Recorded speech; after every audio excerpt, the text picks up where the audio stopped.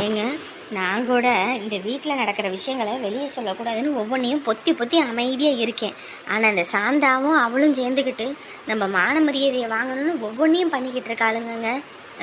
என்னமோ ஊர் முழுக்க போய் எல்லாத்துக்கிட்டையும் என்ன சொல்லி வச்சுருக்காளுங்க, நம்ம கொடுமைப்படுத்தணுமாம்மா, நம்ம அந்த வேலை வாங்கணுமா, இந்த வேலை வாங்கணுமா. வீட்டுக்கு வேலைக்காரங்க வச்சுருந்தாங்க. நானும் என் பிள்ளையும் போனவொடனே வீட்டில் இருந்த வேலைக்காரவங்களை கூட நிறுத்திவிட்டாங்க. எங்களை வேலைக்காரவங்க மாதிரி நடத்துகிறாங்க, அப்படி இப்படின்னு வாய்க்கு வந்தபடியெல்லாம் ஆச்சா போச்சான்னு ஊர் முழுக்க தண்டரை அடித்து வச்சுருக்காங்கங்க. மொட்டைக்காரி அந்த அவள் வந்து சொல்லிட்டு போகிறா, ஏங்க வீட்டுக்கு வந்த மருமகளை இப்படி தான் நடத்துவீங்களா வைப்பீங்களான்னு. காசு பணம் இருக்குன்றதுக்காக நீங்களாம் பெரிய இவங்களாம் உங்களுக்கு என்ன கொம்பு முளைச்சிருமான்ற அளவுக்கு பேசிட்டு போகிறா. நான் ஒவ்வொரு விஷயத்தையும் பொத்தி பொத்தி அமைதியாக போகிறேன். எதுக்கு? நம்ம ஏதாவது வாய் திறந்தோம்னா பிரச்சனையாக போயிடும் அப்படின்ற ஒரே காரணத்துக்காக தானே. இவங்க அதை புரிஞ்சிக்காம இஷ்ட வெங்காயத்துக்கு பேசுவாளுங்க. நான் பொறுத்துக்கிட்டு போவேனா? 4 பேர்த்துக்கிட்ட சொன்னால் நம்ம குடும்ப மான மரியாதை என்ன ஆகுறது? நாம்பள சொன்னோம் இவளுகளை வீட்டை விட்டு போக சொல்லி நம்ம சொன்னோமா? இல்லை நீங்கள் சொன்னீங்களா, இல்லை நான் சொன்னேனா? இவளுக்கு கொழுப்பெடுக்க மாட்டாமா, அவனை ஏதாவது ஒன்று சொல்லவா, அவன் அப்படி கூட்டிகிட்டு போய் போகணும்னு சொல்லி அனுப்பி விட்டான். அதுக்கு நம்ம என்ன பண்ண முடியும்? இதுலேயும் வேற அவங்களுக்கு ஒழுங்காக அவங்க வீட்டோடு இருந்திருப்பாங்க. நகை போடு அதை போடுன்னு உங்கள் பேராசனால தானே அவங்க இன்றைக்கி எல்லாத்தையும் இழந்துட்டு நின்னாங்க. இன்றைக்கி வீட்டை கொடுத்து அனுப்பி வச்சுருக்கீங்க, அப்படி இப்படின்னு பேசுகிறாங்க. என்னமோ நகை பணம் போட்டோம், அதை கொடுத்தோம் இதை கொடுத்தோன்ற ஆளுகளே அதுகளை வச்சுக்கிட்டு நம்மளாம் அனுபவித்தோம். இன்ன வரைக்கும் அவள் போட்ட நகையில் கூட ஒரு குண்டுமணி கூட நான் போட்டது கிடையாது. எல்லாம் அவள் புள்ள தான் போட்டுக்கிட்டு திரியிறா வைக்கிறா.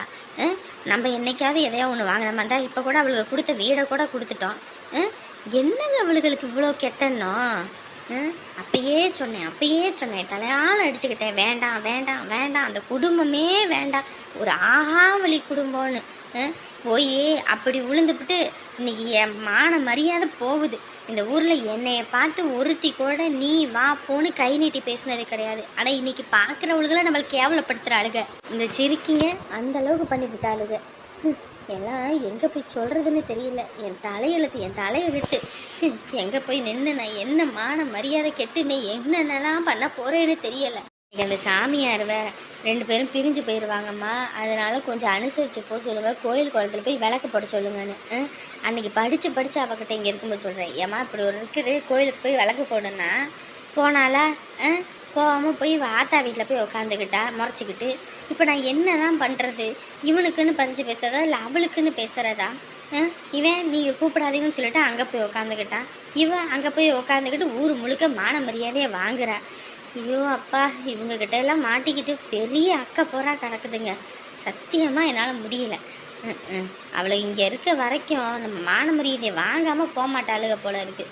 அவனுக்கு ஃபோனை போடுங்க, ஃபோனை போட்டு உன் பொண்டாட்டி வந்து கூட்டிகிட்டு போயிருப்பா. இங்கெல்லாம் வச்சுக்கிட்டு இருந்தீங்கன்னா எங்கள் மான மரியாதை கெட்டு தான் நாங்கள் போகணும். குடும்பத்தில் இருந்த மான மரியாதை எல்லாத்தையும் தொடச்சி எடுத்துட்டாளுங்க, ஆத்தாலும் அவளும் சேர்ந்துக்கிட்டு. ஆனாலுங்க அவள் இந்த வீட்டுக்கு வந்தாலும் அவள் ஆத்தா கறி இருக்கா பாருங்க, அவளை வீட்டுக்குள்ளே விடக்கூடாதுங்க. செரிக்குமாவ அவள் பிள்ளை பையன் குடும்பத்தை எப்படி இது பண்ணாலோ அதே வழியே இங்கே பண்ணணும்னு நினச்சிட்டு இருக்கிறா. அவளுக்கு இருக்குது.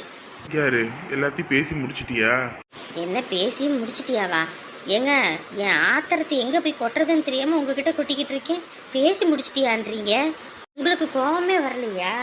நம்ம குடும்ப மான மரியாதையை வாங்கிட்டாளுகளேன்னு எனக்கு அவ்வளோ வேதனையும் வயிற்றுச்சலுமா இருக்குது. நீங்கள் என்னங்க கோவப்படாமல் அப்படியே இருக்கீங்க அமைதியா?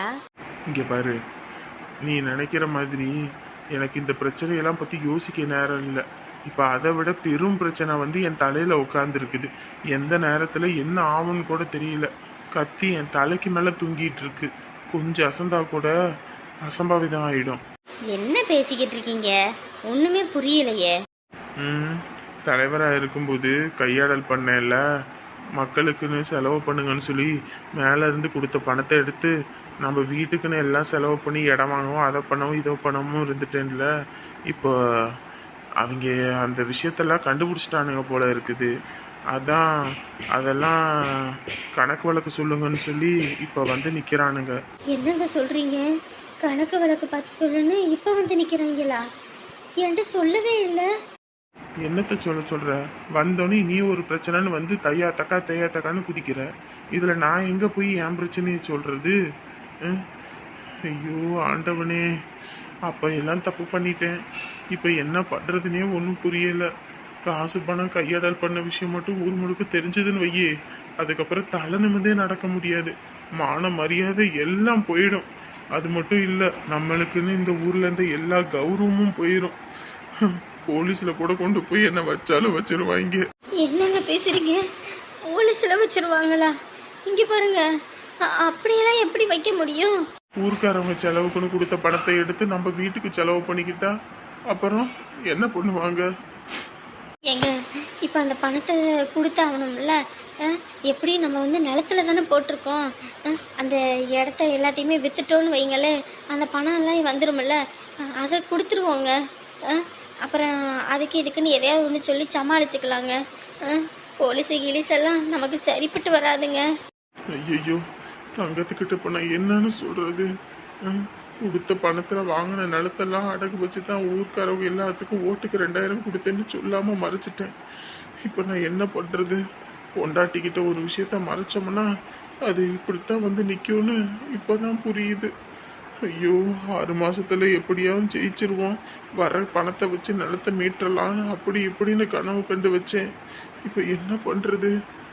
ஏங்க, எனக்கு மற்ற பிரச்சனையை விட எனக்கு இப்போ நீங்கள் தாங்க முக்கியம். இப்போ என்ன, அந்த காசு பணம் தானே கொடுக்கணும். இடத்த விற்று கொடுத்துருவோங்க. என்ன போச்சு இப்போ? ஆம்புலன்ஸில் வேற வந்தாங்க. ஆம்புலன்ஸை காணா, போயிட்டாங்களா இல்லை இருக்காங்களான்னு தெரியலையே. மழை வேற வந்துக்கிட்டு இருக்கு. லைட்டை கீதை ஆஃப் பண்ணவும் இல்லை, ஒன்றும் இல்லை. அவங்க பாட்டுக்கு இருக்காங்களே. கூப்பிட்டு தான் எல்லாம் சரியா இருக்கும். ஐயா, அவனுக்கு எதுக்கு நீங்க ஊட்டுறீங்க? குடிங்க ஐயா, நான் ஊட்டி விடுறேன். நீங்க உட்காந்து சாப்பிடுங்க வாங்க. இதுல என்ன அத்தா இருக்கு? என் பேர பிள்ளையா இருந்தா நான் ஊட்ட மாட்டேனா? அதெல்லாம் ஒன்றும் இல்லை, நீங்க சாப்பிடுங்க சரியா? இல்லைங்கய்யா, உங்களுக்கு எதுக்கு சிரமம்னு தான் பாக்குறேன். இதுல என்னம்மா சிரமம் இருக்கு? இந்த அரவிந்துக்கே நான் தான் எல்லாமே பண்ணுவேன் வைப்பேன். அப்படி இருக்கும்போது இவனும் எனக்கு பேர பிள்ளை தான், நான் பாத்துக்கிறேம்மா. என்னக்கா, ஏன் அழுவுறீங்க?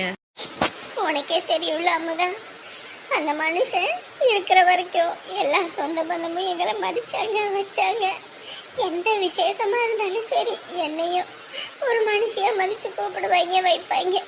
அந்த மனுஷன் போனதுக்கு அப்புறம் என் சொந்த பந்தமா இருந்தாலும் சரி, அவரோட பக்கத்துல சொந்த பந்தமா இருந்தாலும் சரி, யாருமே எங்களை ஒரு வார்த்தை கூட எந்த விசேஷத்துக்கு கூப்பிடுறது கிடையாது. எல்லாரும் அவர் போனதுக்கு அப்புறம் எங்களை ஒதுக்கிட்டு போயிட்டாங்க. அதுவும் இல்லாம ஊரை விட்டு அம்பிட்டு கண்ணீரும் கம்பளியுமா வரும்போது கூட ஒருத்தர் கூட எனக்காக வந்து நிக்கல. அந்த நேரத்துல சும்மா சொல்லக்கூடாது, சிம்ரனியும் ஆடச்சாமியும் அவ கூட அத்தனை தடவை கீரியும் பாமமான சண்டை போட்டுமே எனக்காக நான் கிளம்புற நேரத்துல வந்து நின்னாங்க வச்சாங்க. அப்படி ஏதோ ஒருத்தர் 2 பேர் எங்க மேல அன்பு காட்டினாங்க. நான் உங்களுக்கு பெருசா என்னத்தை செஞ்சுட்டேன்? உனக்கெல்லாம் மறக்க முடியாத பாவத்தெல்லாம் பண்ணேன். ஆனா இன்னைக்கு பாரு, இவங்க எல்லாம் என்னைய பாக்குறாங்க. அதை நினைக்கும் போதுதான் ஒரு மாதிரி கஷ்டமா போச்சு. இதுல என்னங்கக்கா இருக்கு? அதெல்லாம் ஒன்றும் இல்லை, நாங்கள் அதெல்லாம் எதையுமே பெருசாக நினைக்கிறதே இல்லை. உண்மையை சொல்ல போனோம்னா அமுதா, உன் நல்ல மனசுக்கு நீ நல்லா இருக்க பாரு. கடவுள் முன்பகுதியில கஷ்டம் கொடுக்கறாருன்னு வையே, பிற்பகுதியில அந்த அளவுக்கு சந்தோஷத்தை கொடுப்பாருன்னு அர்த்தம். நீ பட்ட கஷ்டத்துக்கெல்லாம் தான் இப்போ உனக்கு ஒரு நல்ல வாழ்க்கை அமைஞ்சிருக்குது பாரு, நீ நல்லா இருப்ப. என்னங்கக்கா, சாப்பிடுங்க நீங்க. நான் உனக்கு என்னத்தை பெருசா செஞ்சுட்டேன்? இந்த பையனை கூட்டிக்கிட்டு கிளம்புறேன்னு சொன்னதுக்கு கூட உடம்பு சரியில்லாதவன்னு வச்சுக்கிட்டு என்ன சிரமப்படுவீங்க? இங்க நீங்களே சிரமப்பட்டுக்கிட்டு இருக்கீங்க. ஆனாலும் என்னை இருக்க சொல்லி எல்லாம் பண்றீங்க வைக்கிறீங்க. இந்த மீன் எடுத்து ஆக்கவும், அதை எடுத்து ஆக்கவும், இதை எடுத்து ஆக்கவும். நிஜமா நான் உங்களை நினைச்சு கத்துக்கணும். காசு பணம் இருக்குன்னு அம்புட்டு ஆட்டம் போட்டேன். இன்னைக்கு எதுவுமே இல்லாத போதுதான் புரியுது. விடுங்கக்கா, அதெல்லாம் நினச்சி வருத்தப்படாதீங்க, விடுங்க. இங்க பாருங்க, சாப்பிடுங்க.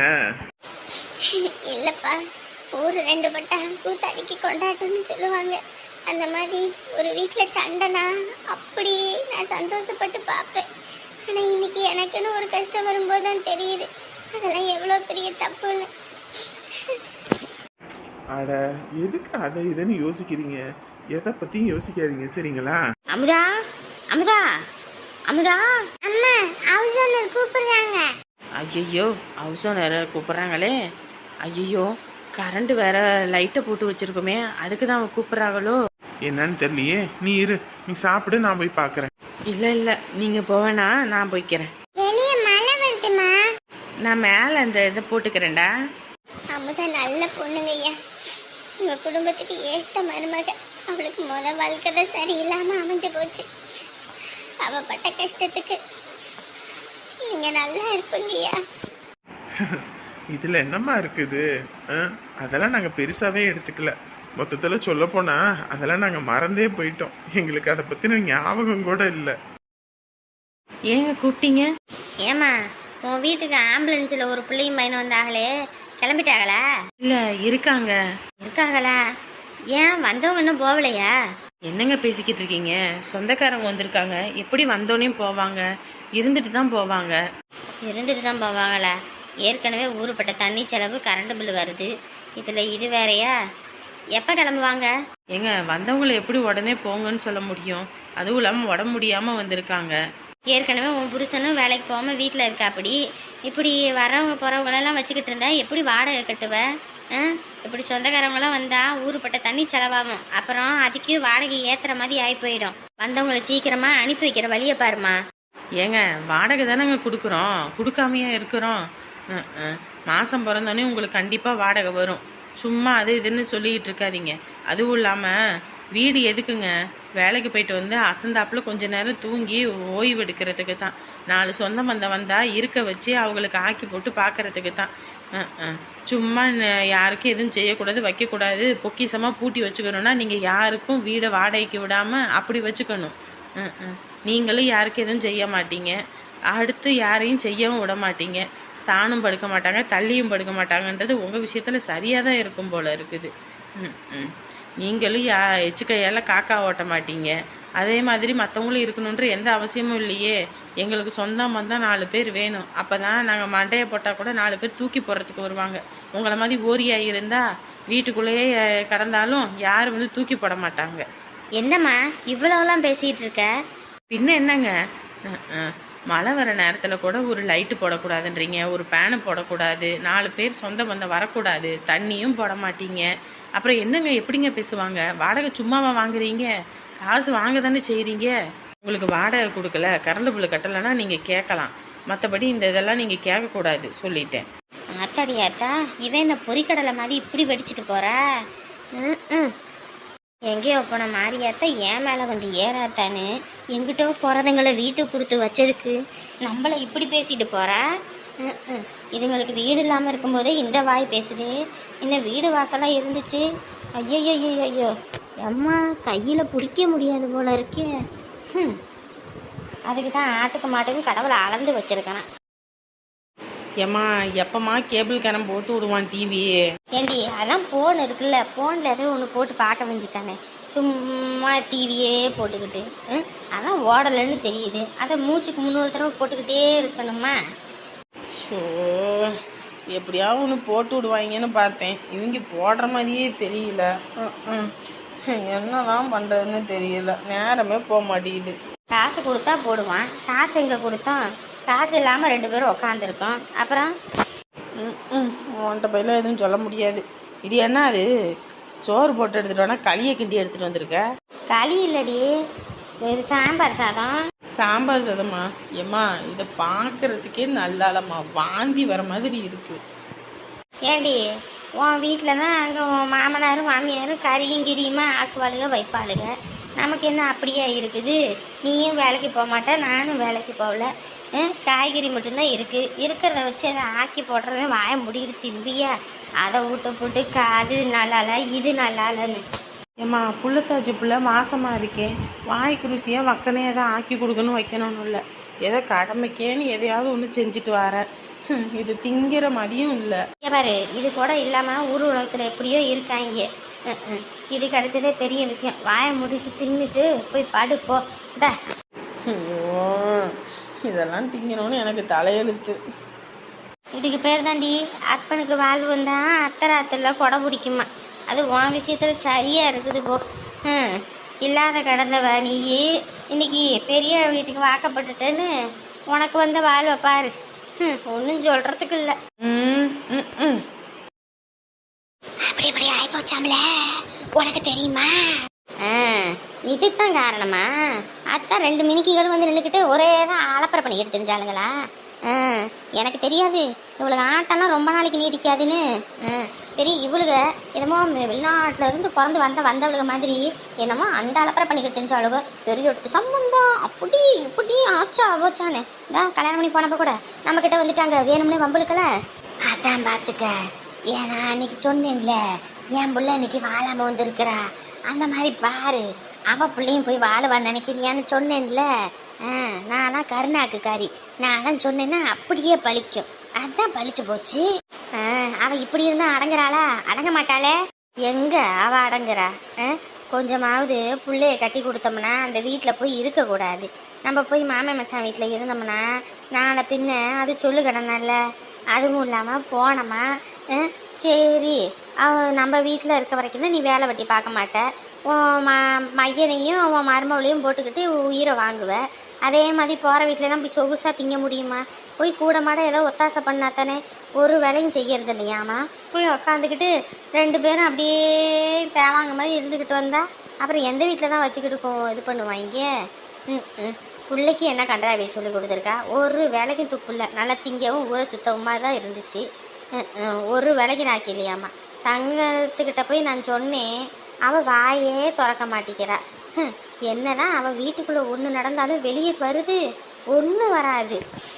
பொண்ணை வாழ வைக்கணும்னு நினைக்கிறவ கையில் காலில் விழுந்து போய் கட்டி கொடுக்கணுமா இல்லையா? அதை விட்டுவிட்டு இப்படி பண்ணா எப்படி? அவளை வாழ வைக்க மாட்டாமா, அவள் வாழ வைக்கிற ஆளா அது? பார்த்தீங்களா, ஆள் இல்லைன்னொன்னையும் புறணி பேசுறது தான் உங்கள் அம்மா வேலையே. ஏம்மா ஆத்தாடி, இதுங்க 2 எப்போ வந்துச்சுன்னு தெரியலையே. வெளியே போணுச்சுங்கன்ட்டு நம்ம பாட்டுக்கு பேசிக்கிட்டு இருந்தோம். வாங்கப்பா வாங்க, போயிட்டு வந்தாச்சா? போயிட்டு வந்தாச்சு. என்ன பண்ணிட்டு இருக்க? நான் என்னத்த பண்றேன், நான் பாட்டுக்கு சும்மா தான் இருக்கேன். என்ன பையன் நீமா வந்திருக்கீங்க? நாமக்கல் போயிட்டு செல்விக்கு சாப்பாடைக்கு போட்டு வந்துடலான்னு சொல்லி தான் சரி எல்லாம் போய் துணிமணி எல்லாம் வாங்கிட்டு வர போனோம். அங்கே விலைவாசி அதிகமாக இருந்தால் என்ன பண்ணுறது, அதான் நம்ம ஊர்ல எல்லாம் வாங்கிட்டு போகலான்னு எல்லாம் போய் வாங்கிட்டு வரோம். சரி சரி சரி, எடுத்துக்கிட்டு போங்க. செல்வினா யாரு? சாந்தாவோட பேத்திக்க? ஆமா ஆமா, அந்த பிள்ளைக்கு தான். ஏண்டி அவ தான் உங்களுக்கு என்னதான் பண்ணாலும் அந்த குடும்பத்தை தாங்கிட்டே தான் இருப்பீங்களா? ஏண்டி அவ தான் எனக்கு ஆகாதவ, அதுக்குன்னு அழகு ராணி என்ன பண்ணுவாங்க? அவங்களுக்கு ஏதோ செஞ்ச வேண்டியதை செஞ்சு தானே ஆகணும். அதுவும் இல்லாமல் அந்த புள்ள வயசுக்கு வந்து எத்தனையோ மாதம் ஆகி போச்சு. அப்பயே செய்ய வேண்டியது செய்ய முடியாமல் போச்சு. அப்புறம் இவனும் வருத்தப்பட்டான். அந்த பிள்ளையும் ஃபோனில் இவகிட்ட பேசுறதில்ல போல இருக்கு, மூஞ்சி தூக்கிட்டு இருந்துச்சு. அப்புறம் தான் இவன் அவங்க வீட்டு கடை பால் காய்ச்சினதுக்கு போயிட்டு வந்துட்டு போய் ஒரு நாள் போய் செஞ்சுட்டு வந்துடுவோன்ட்டு அப்படி இருக்காங்க. சரி சரி, அப்புறம் என்ன பண்ணுறது? அவள் பண்ணுற தப்புக்கு இவங்க என்ன பண்ணுங்க? அதான் போய் செஞ்சுட்டு வரட்டுன்னு விட்டேன். இதுவே வேற இவளுகளுக்கு செய்கிற மாதிரி தான் அனுப்பப்பட மாட்டேன். தான் அடுத்து 5 பிறக்கும் நினைக்கிறேன். அவளுக்கும் கட்டுச்சோறு ஆக்கி போடுவான் வைப்பான் அப்படின்னு நினச்சேன். அவன் வாயே திறக்கலை. அவளுகளுக்கு செய்கிறதுக்கு பதிலாக 4 பேத்துக்கு சோறு வாங்கி கொடுத்தா கூட புண்ணியம் வந்து சேரும். அதை சொல்லு 100ல் ஒரு வார்த்தை. அதுகளுக்கு செய்கிறது ஒன்று, செய்யாமல் இருக்கிறது ஒன்று.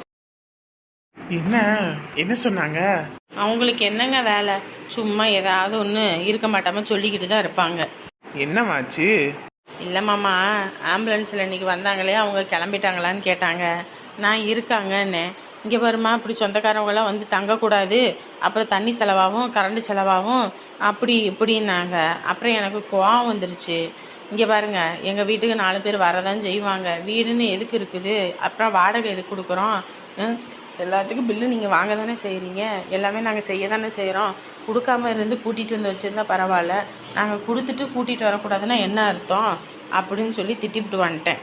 என்ன இவங்க இப்படி இருக்காங்க? இதே பெரும் ரோதனை தான்க்கா, தினந்தோறும் பெரிய பிரச்சனையாக இருக்குது. அதுவும் இல்லாமல் என்னம்மா, உன் வீட்டுக்காரும் வேலைக்கு போகாமல் இருக்காரு, இப்படி ஊரில் உள்ளவங்களெல்லாம் கூட்டிகிட்டு வந்து வச்சுக்கிட்டா எப்படி வாடகை கட்டு வைப்பேன்னு? உங்களுக்கு காசு தேவை, அம்பிட்டு தானே, நாங்கள் கொடுத்துட்றோம். சும்மா அந்த தேவையில்லாத பேச்செல்லாம் பேசாதீங்கன்னு அன்னைக்கு பிடிச்சி திட்டிகிட்டு வந்தேன். தினந்தோறும் பெரிய எரிச்சலாக இருக்குது. யாரும் வரக்கூடாதான், யாரும் போகக்கூடாதான், இவங்க தான் யாரோடையும் அண்ட மாட்டாங்க. அந்த மாதிரி நம்மளும் இருக்க முடியுமா? என்ன பெரிய அக்கப்போரா இருக்குது. வீடுனா அப்புறம் வாடகைக்கு விடாம பொத்தி உள்ளே பூட்டி வச்சுக்க வேண்டியதானே? அதுக்கு எதுக்கு வாடகைக்கு விடணும்? சும்மாவா விடுறாங்கக்கா? 6000 7000ன்னு சொலையா வாங்குறாங்க. அப்புறம் என்னக்கா? 6000 7000மா? அம்புட்டு வாடகை கொடுத்தா இத்தலூண்டு வீட்டுக்கு இருக்கீங்க? 5000 வாடகைக்கா, கரண்ட் பில்லு தண்ணி காசுன்னு சொல்லி மாதம் 7000 வாங்கிடுறாங்க. அப்புறம் என்ன ஒன்று சொல்கிறீங்க? வீடு இல்லாத நம்மளுக்கெல்லாம் இதுதான் நிலமன்ற மாதிரி இருக்குது. அட கடவுளே, இப்படியுமா இருக்காங்க? ஐயோ, இப்படியெல்லாம் 4 வீடு கட்டி விட்டா நம்ம தான் பணக்கார போல இருக்கே. ஆத்தாடி ஆத்தா. சரி விடுமா, இது என் வீடு கூட அங்கே ஊரில் பூட்டி தானே கிடக்குது, அந்த வீட்டில் கூட போய் இருக்கலாம்ல. அங்கே யாரும் புழங்குறதுக்கு இல்லை, சும்மாவே தான் கிடக்குது. இல்லைக்கா, அந்த ஊரெல்லாம் ஆகாதுக்கா. அதுவும் இல்லாமல் அந்த ஊரே வேண்டான்ட்டு இருக்கேன். ஏன்னா எங்கள் அம்மா என் அண்ணனுக்கு பண்ண துரோகத்துக்கு மறுபடியும் அந்த ஊரில் போய் அவங்க மூஞ்சில எல்லாம் முழிக்கணுமான் இருக்கு. இங்கே பாரு, அப்படியெல்லாம் சொல்லாத. அந்த வீடு நான் சும்மா தான் பூட்டி கிடக்கு. இங்கே வாடகை கொடுத்து நீங்கள் கஷ்டப்படுறதுக்கு அந்த வீட்டில் போய் நீங்கள் தாராளமாக இருக்கலாம். ஐயோ வேண்டாங்க்கா. இங்கே பாரு அமுதா, நான் எவ்வளவோ உனக்கு பாவம் பண்ணியிருக்கேன். ஆனால் அதெல்லாம் நீ ஒரு நிமிஷம் கூட யோசிக்காம இப்போ கூட எங்களுக்கு உட்கார வச்சு இந்த சோறாக்கி எல்லாம் போடுற வைக்கிறேன். நான் பண்ண பாவத்துக்கு உமா கிட்டேயும் உங்கள் அம்மாட்டையும் மன்னிப்பு கேட்க போனதுக்கு செருப்படுத்த அடிக்காத குறை தான். அந்த அடி அடித்து 2 பேரும் என்னை கழுத்தை பிடிச்சி வெளியே தள்ளினாங்க. என் பிள்ளைய அழுகையும் கண்ணீரும் கம்பளையுமா கூட்டிக்கிட்டு வந்தேன். ஆனால் நான் உனக்கு அவ்வளோ பண்ணியும் அதை ஒரு நிமிஷம் கூட யோசிக்காமல் இவ்வளோ தூரம் எனக்கு பண்ணுற. அந்த வீடு சும்மா அந்த அம்மா கூட்டி கிடக்குது. நீ அந்த வீட்டில் போய் இரு, சரியா?